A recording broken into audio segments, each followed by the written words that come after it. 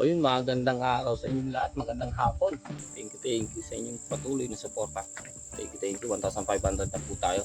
Maraming salamat po sa dininig nyo yung aking panalangin. So maraming salamat po sa suporta nyo. So 1,514 na po tayo. 1,514 na po yung ating supporters. Thank you.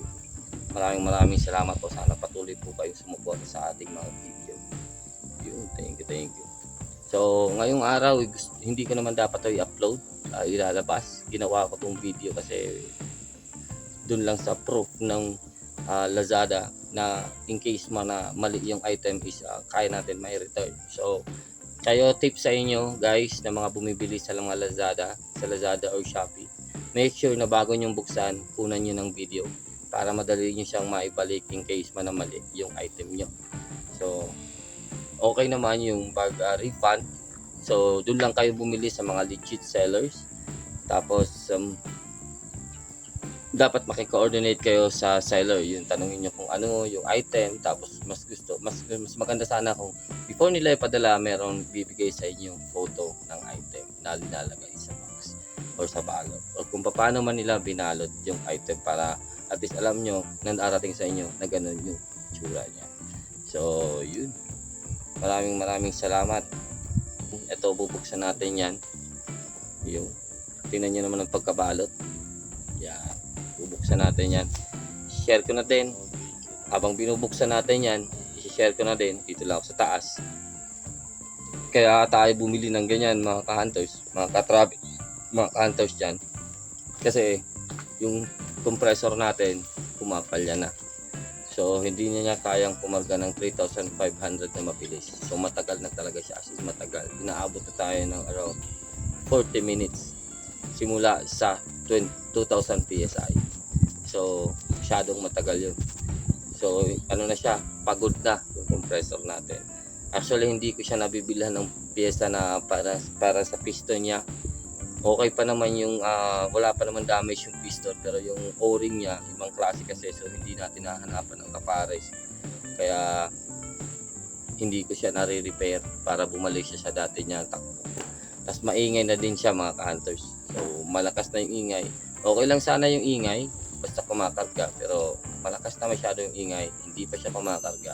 Gagawin natin ngayon, kaya bumili tayo niyan is para pwede ko siya ikarga dun sa 2,500 lang.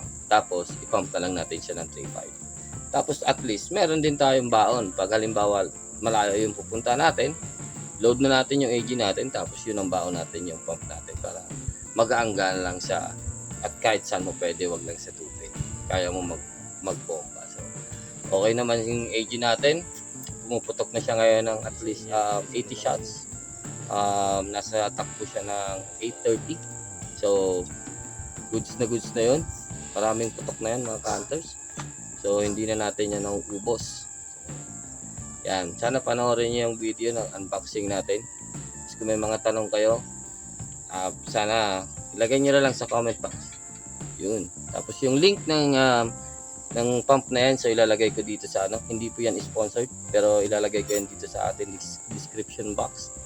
So paki-check na lang po kung gusto niyo makita yung link na ating pump. So yung nakuha po nating pump is 6,000 PSI. Ang 6,000 PSI yung maximum na kaya daw niya ikarga sa inyong unit. Pero syempre sa atin hanggang 3,500 lang. So yung isa kasi mura siya, 1,100. Nasa 4,500 PSI lang yung pwede mo sa kanya ikarga.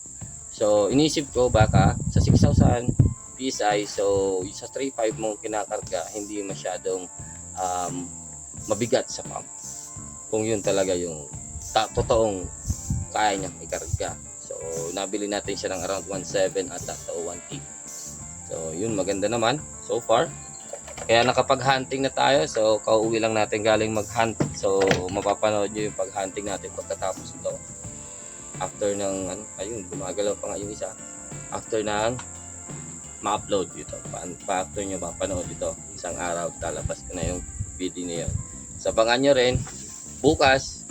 So subukan natin mag wild duck. Tapos dun sa video na yon, may makikita kayong spot doon. Baka subukan din natin yung paghapon. So marami tayong abangan sana matuloy yung ating video. So thank you. Hanggang dito na lang. Take care. God bless. Peace out. Maraming salamat po.